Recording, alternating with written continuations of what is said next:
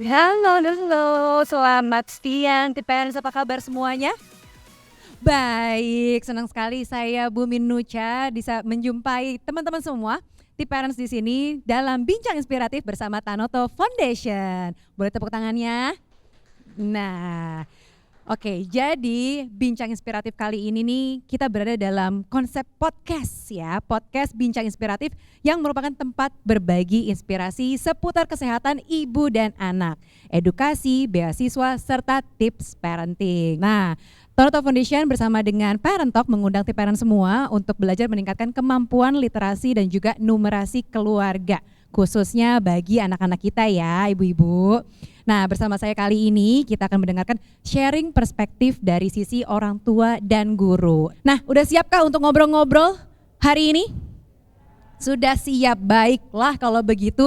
Pada episode kali ini, pertama aku akan mengundang seorang ibu yang juga merupakan seorang guru nih. Beliau nih sering sharing-sharing kesehariannya sebagai guru gitu ya, dan juga sebagai ibu di sosial medianya. Mari kita panggil Mbak Gali Sulistyaningrat. Oke, halo apa kabar Mbak Gali? Senang sekali bisa ketemu di sini. Boleh say hi dulu menyapa ibu-ibu Tiparents di sini, silahkan.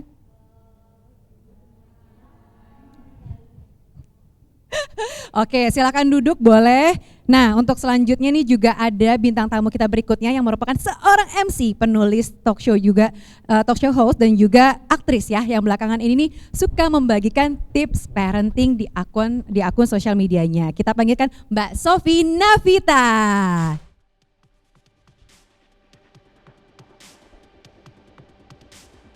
Halo Mbak Sofi, apa kabar? Terima kasih. Ayo kita duduk bareng-bareng di sini.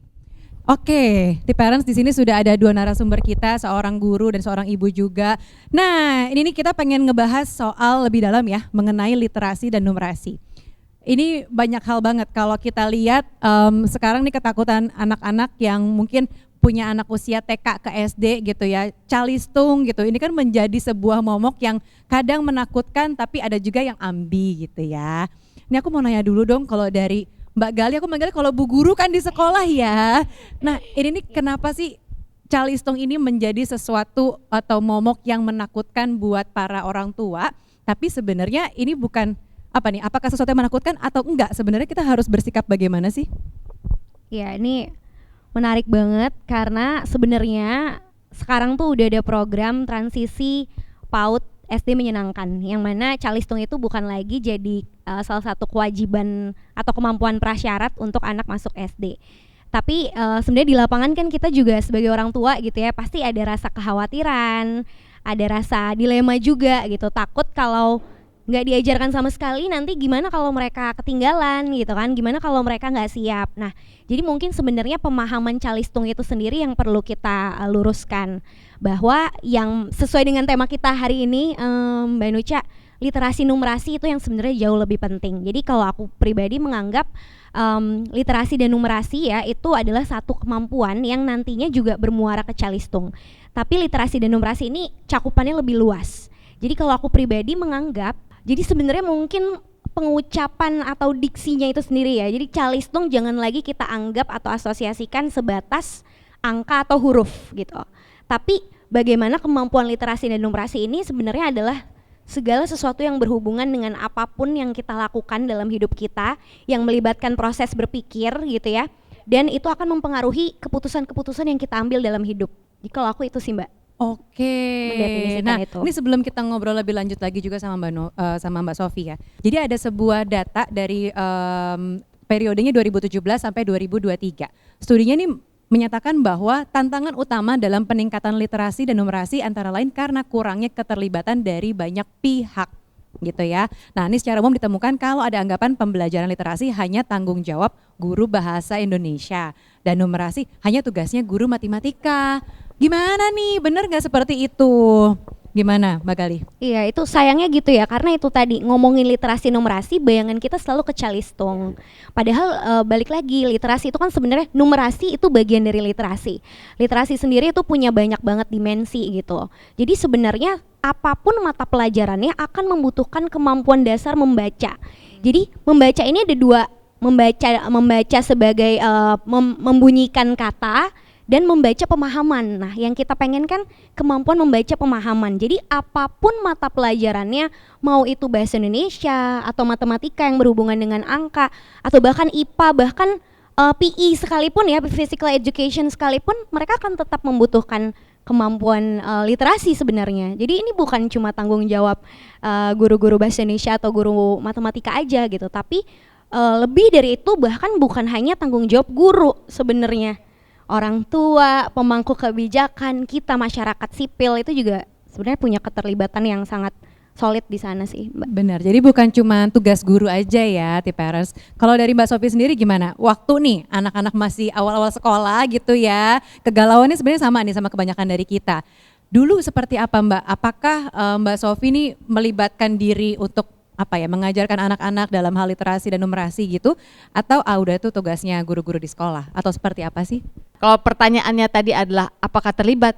Ya terlibat banget Mbak Nunca, karena dari nggak bisa ngomong, sampai bisa calistung itu, sampai dia juga punya kemampuan berpikir, ya memang pendampingan orang tua menurut saya sangat penting. Oke, balik ke Mbak Gali ini. Mbak Gali ini kan berprofesi sebagai guru ya, guru SD. Terus sekarang juga punya anak usia 3 tahun. Nah, ada perbedaan nggak sih? Apakah guru galak, sebagai guru galak nih di sekolah, tapi kalau di rumah jadinya baik banget sama anak sendiri gitu. Ada nggak Mbak perbedaannya kayak apa sih? Iya, ini menarik sih karena kebetulan kan aku juga guru di SD negeri gitu ya. Jadi perlu banget punya koneksi secara emosional karena murid-muridku ini kan datang dari berbagai latar belakang gitu ya. Kondisi mereka tuh heterogen, starting pointnya beda-beda banget dan itu sebenarnya kan dipengaruhi juga dari akses nutrisi, akses mungkin stimulasi dulu sama orang tuanya. Balik lagi ke Mbak Nucha sama Mbak Sofi tadi bilang terkait relasi orang tua itu kan sebenarnya berpengaruh juga ya. Jadi itu mempengaruhi daya pikir, mempengaruhi kepercayaan diri mereka juga, kemampuan belajar, sehingga memang sulit banget ya untuk bisa mengakomodir kemampuan anak-anak yang beragam itu tadi. Belum lagi aku di kelas tuh 32 anak gitu. Sedangkan kalau kayak anak sendiri, kebetulan aku anaknya cuma 1 dan baru 1. Apa mau 32 juga? Iya, dan maksudnya kalau anak sendiri kan kita yang paling paham lah ya. Sebelum dia lahir kita udah persiapkan sedemikian rupa. Tapi yang menarik tuh sebenarnya aku punya kesamaan yang aku pahami, sehingga aku bisa berkata bahwa aku nggak percaya sama teori tabula rasa. Teori tabula rasa itu kan bilang kalau anak-anak itu adalah lembaran putih yang kosong. Ternyata aku semakin kesini semakin mengilhami apa yang dikatakan oleh Ki Hajar Dewantara. Jadi Ki Hajar Dewantara tuh bilang anak-anak tuh sebenarnya bukan lembar putih kosong, tapi kertas buram yang udah ada coretannya. Coretannya itu sebenarnya belum terbaca itu apa. Tapi pendidikan yang sesuai itu akan menebalkan coretan-coretan itu tadi.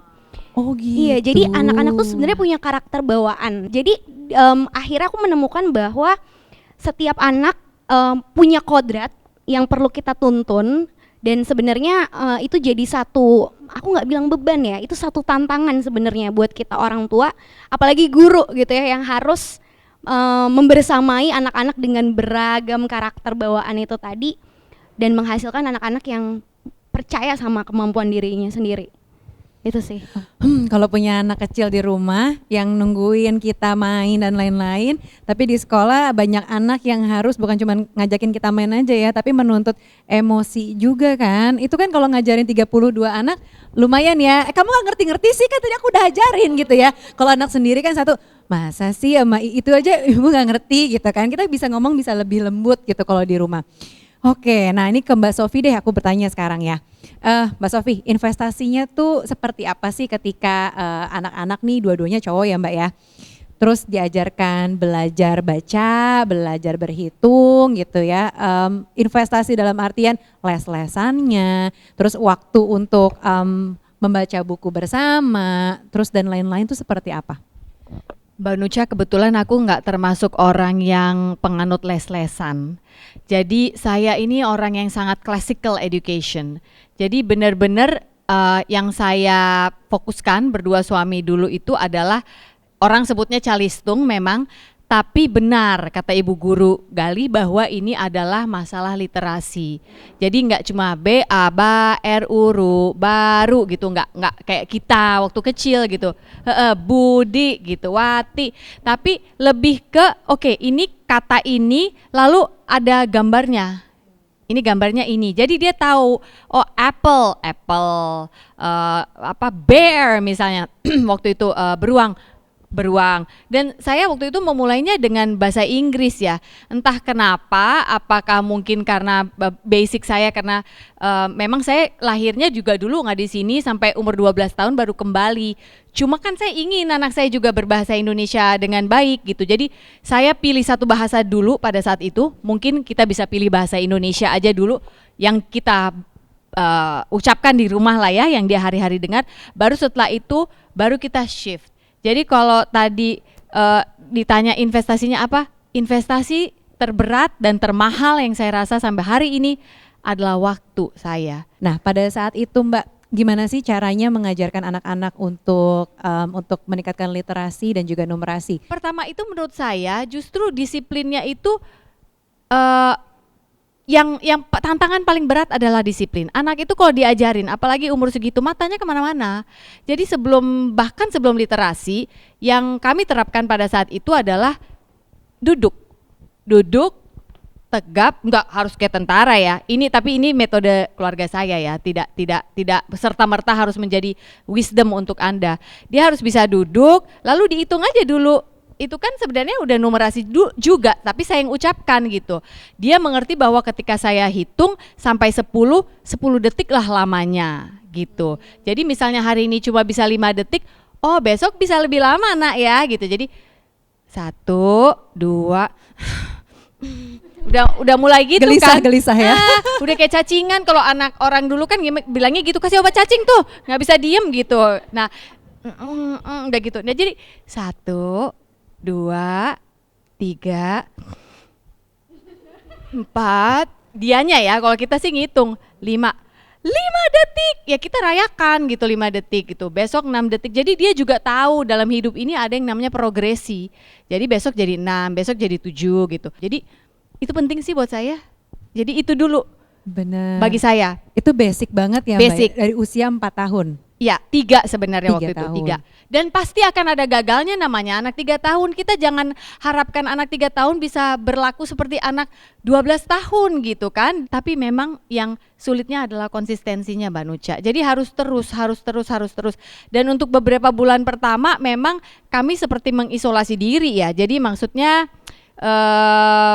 paparan terhadap bahkan eyang atau apa sekalipun itu juga agak ditahan dikit dulu sampai nih anak udah ngerti, oke, baru mulai kita bisa keluar deh gitu. Ya nggak dipenjarain Bu maksudnya, tapi kan jam belajarnya itu loh, jam belajarnya. Baru setelah itu kan ketika dia udah duduk gini kan, ketika akhirnya kita mulai ke nulis huruf A gini, huruf A kecil, ya dia nggak akan gini kan, gitu. Jadi udah gitu. Itu tapi kalau saya. Dan itu Masya Allah. Kalau diceritain sekarang kayak gampang ya, pasti ngejalaninnya wow. Iya itu. Jadi ya tapi saya masih beruntung ya. Satu anak, habis itu adiknya ini 32, coba gimana bagi kesabaran ibu ini, udah kayak serat rambut saya rasa tipisnya ya. Anak orang lagi. Ya, kalau Mbak Sofi sendiri, tapi momentum apa sih yang paling diingat sampai sekarang pada saat anak-anak kecil atau mungkin anak pada saat SD atau SMP, mungkin pas lagi ngajarin apa atau ajak apa ya, belajar apa yang sebenarnya kerasa nih manfaatnya sekarang. Dulu tuh misalnya nih kayak aku ya, aku paling ingat masa-masa ngajarin anak-anak tuh, bukan ngajarin lah ya, kita punya ritual baca buku bersama kalau malam. Jadi ada 30 menit yang kita spare waktu sebelum tidur, anakku pilih bukunya sendiri, aku baca buku sendiri. Nah, tapi kebetulan anakku usianya 8 tahun sama 5 tahun nih. Jadi yang 5 tahun lagi lumayan belajar membaca sekarang, jadi dia punya buku sendiri yang dia baca. Kita selalu bilang, ini kita quiet time ya, kita tenang dulu sebelum tidur, masing-masing punya buku yang buat dibaca. Jadi si kakak baca buku, adiknya coba membaca buku, aku juga baca buku. Sebenarnya manfaatnya adalah supaya kita tahu kita punya quality time yang bareng-bareng, kita lakukan bersama dengan buku yang berbeda-beda dan setidaknya untuk menuju tidur itu supaya lebih tenang. Karena sebelum 30 menit terakhir itu udah pasti lari-larian lah, main lah, belum makannya lah berantakan apa segala macam tuh emosinya lagi campur aduk. Jadi 30 menit terakhir sebelum tidur kita bukannya meditasi sih, tapi kita baca buku, itu tuh waktu untuk menenangkan diri versi kita gitu. Nah aku lihat manfaatnya di anak-anak, skill mereka untuk literasinya tuh jadi jauh lebih baik. Padahal aku juga nggak ngajarin banget yang A, B, C gitu, enggak. Tapi mereka jadinya punya inisiatif sendiri untuk membaca buku gitu. Itu kalau mungkin dari Mbak Sofi sendiri gimana sih? Dulu mungkin ingat-ingat pas anak-anak masih kecil? Sama sih sebenarnya, cuma mungkin waktu itu bukan, kalau di kami bukan setiap hari harus baca buku sebelum tidur ya. Tapi memang anak-anak itu dari kecil selain kita ajak main, kita ajak keluar untuk outdoor activity dan yang lain-lain, juga memang ada waktu baca buku, bukan buku ya, waktu itu lebih ke buku pelajaran mungkin ya. Jadi I stuck to that. Jadi aku karena tadi aku bilang aku classical banget educationnya, jadi aku benar-benar stay dengan jalur itu dulu. Begitu dia udah mulai bisa baca, baru saya belikan buku, lalu kita mulai baca bersama. Tapi nggak di tempat saya tuh, nggak di keluarga saya tuh nggak yang firm harus ada jam ini untuk baca. Kebetulan nggak begitu, karena hari-hari dia belajar juga memang udah baca, dia udah tulis, dia udah mengerti orientasi waktu dan yang lain-lain ya. Saya rasa itu sih yang saya paling ingat. Tapi bahwasannya pada saat itu di keluarga saya kami mengambil role itu, ternyata anak ini dapet gitu loh, kena. Bahwasannya anak kita kirim ke sekolah konvensional pun ada ibu guru, ketika dia ingat pertama kali yang ngajar siapa bapak atau ibunya, itu juga menurut aku strong. Seperti mungkin anak-anakmu, siapa yang sebenarnya ngajarin kamu senang baca? Ya ibuku, orang tiap malam kita baca, jadi selalu harus ada satu ritual. Benar.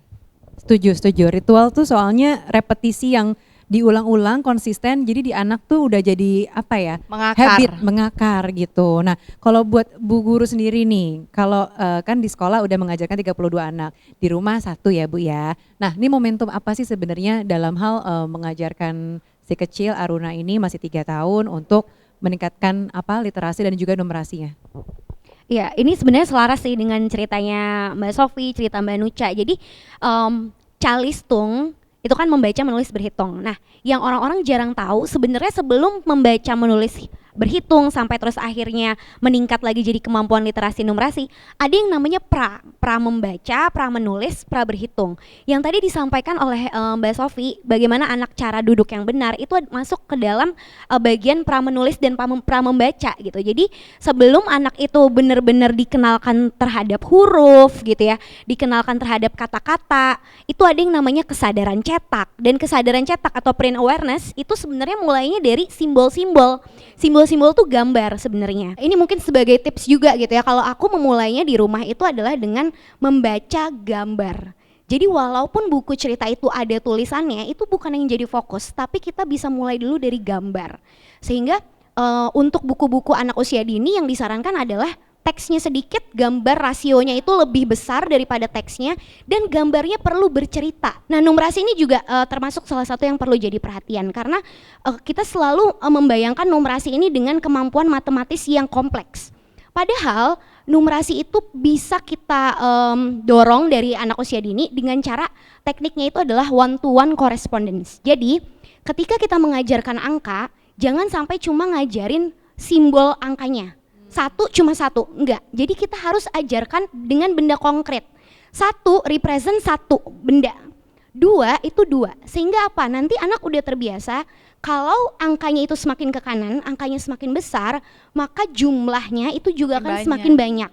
Sehingga mereka punya pemahaman nanti ketika mereka udah mungkin kelas 3 atau kelas 4 udah belajar perkalian atau yang lebih sulit lagi, mereka udah bisa memvisualisasikan bahwa semakin angkanya besar, karena ini mereka belajar ribuan, puluhan ribu, itu otomatis ketika dibandingkan dengan angka yang mungkin cuma satuan atau puluhan, nominalnya selalu lebih banyak dan menjadi jumlahnya itu akan lebih banyak daripada yang di sebelahnya gitu. Jadi itu yang mungkin sosialisasinya perlu kita gaungkan lagi ya, bahwa yang kita inginkan itu anak-anak di rumah adalah fokus tangan dan matanya itu terlatih gitu ya, dengan itu tadi memberikan stimulasi-stimulasi yang juga sebenarnya mengarah ke literasi dan numerasi itu sendiri gitu Mbak Nucha. Oke, terima kasih Mbak Galina. Ini menarik banget ya parents, bahwa memang kalau kita lihat masalah atau isu soal literasi dan numerasi ini bukan cuman siapa di rumah ada orang tuanya atau misalnya tugasnya guru aja di sekolah gitu ya. Ini memang benar-benar semua tuh berperan terhadap kemampuan literasi dan numerasi anak gitu ya, seorang anak di rumah. Oke, nah sekarang nih di sini kan parents nih kebanyakan ibu-ibu nih ya, terus kita di depan sini ibu-ibu. Nah sebenarnya parenting ini kan bukan cuma tentang ibu aja dong, ya nggak sih? Nah bagaimana peran ayah atau peran bapak dalam mengajarkan literasi dan juga numerasi nih? Kalau Mbak Sofi sendiri di rumah gimana? Peran ayah atau peran bapak tuh seperti apa sih kepada anak-anak? Pertama-tama saya harus bilang saya bersyukur bahwa suami saya on board dari awal untuk urusan anak-anak. Jadi kalau ditanya peran ayah, menurut saya kalau memang ayah anak itu masih ada, apapun keadaan rumah tangga bapak dan ibu, sebisa mungkin dilibatkan. Karena anak itu sangat membutuhkan pendidikan dari ayah. Cara ayah mengajari, suara ayah itu lebih mengandung otoritas. Itu membuat anak juga lebih punya struktur dalam hidup menurut saya. Kalau kita kan perempuan, ibu kan walaupun marah tetap suaranya kan ngayun ya, beda ngomong gitu loh. Jadi kenapa gitu? Lo kan ibu udah bilang, ya jangan gitu lagi dong. Padahal marah kan sebenarnya. Ketika kita baik juga, apa nak mau makan? Yaudah ini ibu bikinin ya buat kamu ya. Kalau bapak kan enggak, dia straight to the point aja. Kamu udah belajar? Udah makan? Tidur siangnya gimana? Jadi menurut saya suara yang ada otoritas itu perlu. Kalau approach-nya, pendekatannya dari ayah dengan suara dan kalimat yang biasa aja, nggak pakai ngayun-ngayun, nggak pakai tambah-tambah embel ini ono, enggak. Dia akan belajar struktur. Jadi itu juga penting menurut saya. Setuju. Boleh tepuk tangannya. Oke, kita ke Mbak Galih lagi ya. Sekarang ini kan kita hidup di dalam dunia media sosial nih ya. Kalau kita lihat anak-anak dengan gadget rasanya cukup banyak ya paparannya gitu kan. Kadang-kadang kita ngeliatnya sebagai hal yang positif, tapi juga sebenarnya negatifnya juga banyak nih gitu di anak-anak. Nah gimana sih cara Mbak Galih dan juga Mbak Sofi nih memandang sebenarnya sosial media dan pengaruhnya dengan literasi di Indonesia? Nah silakan Mbak Sofi dulu kali ya. Kalau saya gini, ini tricky ya, tapi kalau anak nggak ngerti gadget juga dunia ini akan ke sana gitu kan. Kalau saya gini sih, waktu masih kecil memang membutuhkan pengorbanan dari kita orang tua untuk kita yang taruh gadget kita. Seperti yang tadi saya bilang, what monkey see, monkey do. Dia akan tiru. Oke, kalau dari Mbak Galih sendiri seperti apa? Kalau aku malah melihat digitalisasi ini kan juga bagian dari literasi sebenarnya. Kalau sekarang tuh dulu mungkin kita erat literasi cuma bacaan buku-buku tertulis. Sekarang tuh literasi juga bentuknya tuh videografik gitu ya, image yang bergambar yang bergerak gitu ya, gambar-gambar yang bergerak. Itu sebenarnya juga harus ada pemahaman bagaimana kita mengolah informasi yang ada, dan itu masuk ke literasi sebenarnya. Dan balik lagi ya, perkembangan digitalisasi ini kan sesuatu yang tidak terelakkan. Jadi sebenarnya bagaimana kita mempersiapkan anak dengan matang gitu ya. Mereka punya kemampuan untuk memfilter mana yang harus ditelan, mana yang ditinggalkan gitu ya. Dan ini juga yang nggak kalah penting adalah etika digital. Jadi etika digital ini juga udah mulai kuajarin ke murid-muridku gitu, bahwa dalam bermedia sosial kita juga perlu memperhatikan certain rules yang mungkin nggak ada tulisannya, nggak ada tata tertibnya, tapi itu common sense yang perlu kita punya gitu. Jadi aku ajarkan ke mereka bahaya-bahaya dari paparan media sosial yang terlalu berlebihan, sehingga itu yang menjadi bekal juga sih ya buat mereka untuk kemudian lebih berhati-hati. Dan kalau di anakku sendiri sih mungkin screen time itu tadi ya Mbak, masih kecil perlu kita batasi juga, perlu kita awasi. Jadi bahkan tontonan-tontonan pun kalau aku sendiri akan selalu, entah aku atau suamiku, kita akan menemani dia dan menjelaskan apa yang dia tonton. Jadi tidak pernah kita biarkan mengakses dia diam gitu saja gitu, dan tanpa kita jelaskan atau beritahukan apa yang sebenarnya mereka tonton kayak gitu. Oke, ada nggak nih tips buat kita para orang tua gitu ya untuk bisa memanfaatkan digitalisasi ini nih dalam meningkatkan literasi dan numerasi? Mbak Sofi duluan atau Mbak Gali? Saya nggak ada tips lain selain gunakan dengan baik dan dampingi. Itu aja sih. Dampingi. Kalau menurut saya gitu sih. Oke. Mbak Gali? Aku sepakat penggunaan in moderation ya. Jadi kayak penggunaan yang moderat itu juga perlu. Dan pastinya ketika menggunakan itu anak perlu tetap didampingi, diawasi. Dan kalau mungkin sekarang kita juga udah sering baca ya bahwa tiap hari khususnya untuk aku nih yang orang tua anak usia dini Mbak Nucha, kita tuh perlu punya waktu minimal 15 menit dengan anak tanpa gadget sama sekali. Jadi handphone tuh harus jauh-jauh, handphone, TV, apapun ya, laptop mungkin kita yang kerja, itu benar-benar harus jauh, 15 menit waktu bersama kita dan anak hanya berdua, hadir secara penuh gitu. Oke, baik. Boleh tepuk tangannya T-Parents buat Mbak Sofi dan juga Mbak Gali. Oke, setelah tadi aku udah nanya-nanya banyak hal gitu ya, dari mulai tantangannya seperti apa, gimana tipsnya gitu ya dan lain-lain.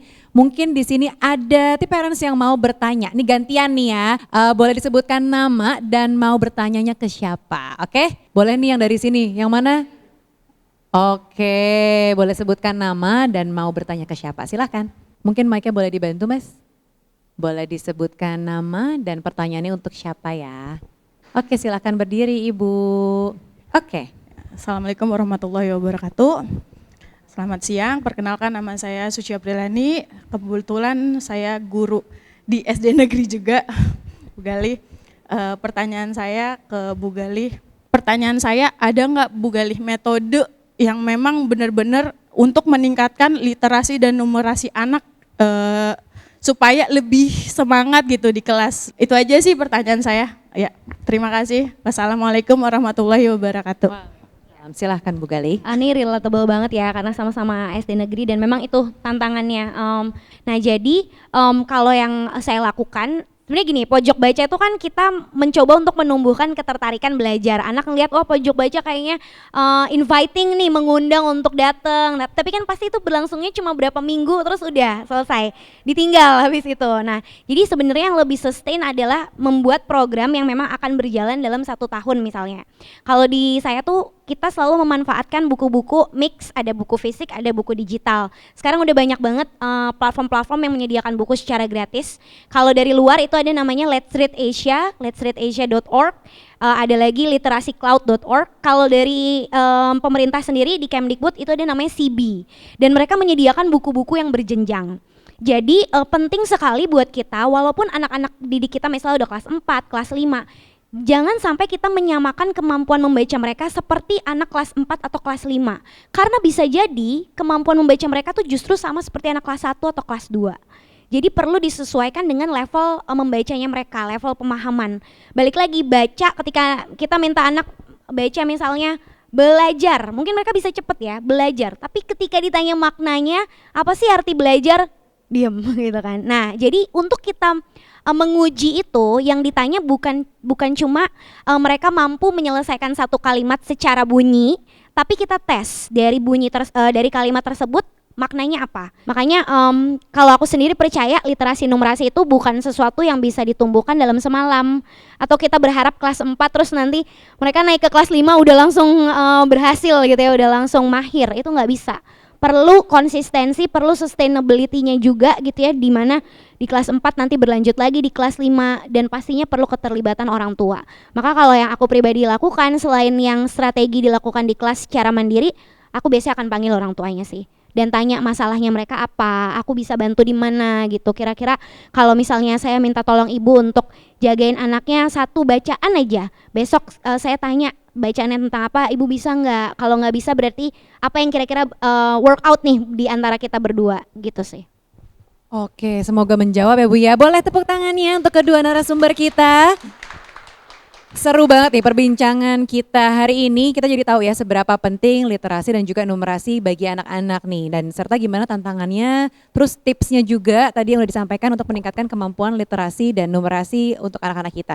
Ini terakhir untuk pertanyaan ke Mbak Gali. Apa nih yang bisa dilakukan oleh orang tua kita ini nih di rumah untuk bisa meningkatkan kemampuan literasi dan numerasi anak-anak? Iya, kalau tadi dari mungkin ini sekaligus menyimpulkan ya perbincangan antara aku, Mbak Sofi dan juga Mbak Nuca, bahwa jangan lagi kita mengasosiasikan literasi dan numerasi hanya dengan angka, hanya dengan huruf, hanya dengan calistung. Tapi apapun yang kita lakukan, interaksi kita bersama anak, bahkan bagaimana kita mungkin meregulasi emosi kita seperti yang tadi Mbak Sofi udah ceritakan dengan sangat luar biasa ya, itu juga sebenarnya bagian dari literasi. Literasi itu kan keterampilan berbahasa, ada mendengar, ada berbicara, ada menulis, ada membaca. Dan sebelum mereka bisa menulis dan membaca, mereka akan terlebih dahulu melihat dan mendengar. Sehingga interaksi kita itu yang lebih penting untuk kita bangun, interaksi secara positif. Bagaimana kita memberikan anak pilihan-pilihan, melibatkan mereka untuk bisa berkontribusi juga di rumah, baik itu melakukan pekerjaan domestik gitu ya, atau melakukan hal-hal yang menjadi kebiasaan-kebiasaan baik. Itu. Oke, terima kasih. Dan terakhir buat Mbak Sofi nih, kebalikannya, kira-kira sebenarnya apa nih yang bisa dilakukan oleh guru-guru di sekolah supaya dapat meningkatkan kemampuan literasi dan numerasi anak-anak? Sebenarnya saya yakin guru-guru udah tahu sih. Mereka kan juga datang dari sekolah FKIP. Mereka udah tahu teorinya. Jadi kalau ada guru yang sedang nonton saat ini, saya cuma mau memberikan dukungan bahwa apa yang sudah ibu atau bapak pilih untuk lakukan untuk pendidikan generasi bangsa ini itu sudah sangat luar biasa. Itu ada pengorbanan di sana, ada pokoknya menurut saya ini pekerjaan yang pakai hati lah. Tapi juga saya minta supaya jangan ibu dan bapak guru ini burn out. Karena biar bagaimanapun juga anak ini tanggung jawab orang tuanya. Sebagai bapak dan ibu guru di sekolah, kita mungkin hanya manusia yang punya limit, hanya bisa melakukan segini gitu. Ya nggak apa-apa, yang penting benihnya sudah kita tanamkan. Benih baik itu sudah kita tanamkan. Suatu hari dia akan berbuah kok. Mungkin kita nggak dikasih lihat, atau mungkin bahkan suatu hari itu anak udah besar kita dikasih lihat. Tapi apapun itu keputusan Tuhan untuk kita boleh lihat hasilnya apa enggak. Yang penting bila memang kita sudah purpose kita sudah pilih, enggak saya akan jadi guru, saya akan jadi edukator. Maka sadari identitas itu dan lakukan terus, dan kalau capek boleh rehat loh, boleh jeda. Enggak berhenti, titik koma aja enggak apa-apa, tapi nanti jalan lagi. Dan sebagai perwakilan dari orang tua, saya cuma mau bilang terima kasih untuk kesabarannya, dedikasinya, dan pengorbanannya. Boleh tepuk tangannya. Aduh, terima kasih banyak nih Mbak Gali dan juga Mbak Sofi untuk ngobrol-ngobrolnya dan sharingnya di sini di Bincang Inspiratif. Dan benar-benar inspiratif loh ini, dari point of view sebagai orang tua, sebagai guru, kita jadi tahu kira-kira pain point sejadi guru tuh kayak apa gitu ya. Dan juga bisa memahami Mbak Sofi dengan pandangan-pandangan yang tadinya mungkin kita nggak memahami itu, tapi jadi tahu. Apalagi tadi sharing dari Mbak Gali sendiri, point of view dari latar belakang murid-murid gitu ya, yang ternyata berbeda-beda, ternyata mempengaruhi kualitas pembelajaran anak-anak di sekolah seperti apa. Nah ini juga pokoknya aku mengucapkan terima kasih untuk T-Parents juga yang sudah hadir di sini belajar bersama, seperti tadi kata Mbak Sofi bahwa kita adalah yang terpilih nih untuk memahami dan belajar langsung dari pengalaman ini. Mudah-mudahan setelah ini kita bisa pulang dengan rasa lebih bersyukur dengan apa yang kita punya, dan justru lebih memaknai waktu yang kita punya untuk mengajari atau membersamai anak-anak, juga terutama dalam mengajarkan literasi dan juga numerasi dari rumah gitu ya. Nah, terima kasih juga untuk Tanoto Foundation udah mengajak Parent Talk nih untuk berkolaborasi ya. Dan demikian Bincang Inspiratif Live on Stage bersama Tanoto Foundation pada kali ini. Dan saya Bumi Nucha Bahari pamit undur diri, sampai ketemu lagi di Bincang Inspiratif Live on Stage bersama Tanoto Foundation berikutnya.